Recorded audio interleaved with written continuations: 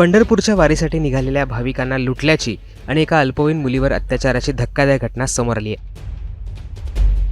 पुणे सोलापूर हायवेवरील भिगवण भागात सोमवारी पहाटे 4च्या सुमारास ही घटना घडली आहे। या प्रकरणी भिगवण पोलीस स्टेशनमध्ये पोस्को अंतर्गत गुन्हा दाखल करण्यात आला आहे। या प्रकरणी आरोपी फरार झाले असून पोलीस आता त्यांचा शोध घेत आहेत। मिळालेल्या माहितीनुसार एका इको गाडीतून 7 जण पंढरपूरला निघाले होते।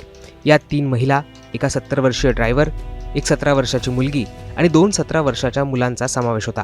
पंढरपूरच्या प्रवासात स्वामी चिंचोली हद्दीत हे भाविक चहा पिण्यासाठी थांबले होते। यावेळी तिथे दुचाकीवरून आलेल्या आरोपींनी चाकूचा धाक दाखवून महिलांच्या गळ्यातील सोनं लुटलं। त्याचबरोबर 17 वर्षीय तरुणीला टपरी मागे नेत तिच्यावर अत्याचार केला। घटनेची माहिती मिळताच पोलीस घटनास्थळी दाखल झाले। पोलीस आरोपींचा आता कसून शोध घेत आहेत। आज पहाटे दौंड पोलीस स्टेशनच्या हद्दीमध्ये 4:15 वाजताच्या सुमारास पुणे सोलापूर हायवेवर स्वामी चिंचोली या गावाच्या पुढे 200-300 मीटर अंतरावर एक प्रवासी वाहन पुण्याहून सोलापूरला जात असताना त्या ठिकाणी एका चहाच्या टपरीवर चहा घेण्यासाठी पिण्यासाठी थांबलेले होते। त्यावेळेस एका वाहनावरून 2 त्या ठिकाणी युवक येऊन त्यांच्यावर जबरदस्तीने कोयता दाखवून त्यांच्या अंगातलं जे ज्वेलरी आहे त्यांनी ते जबरदस्तीने हिसकावून घेतलेलं आहे।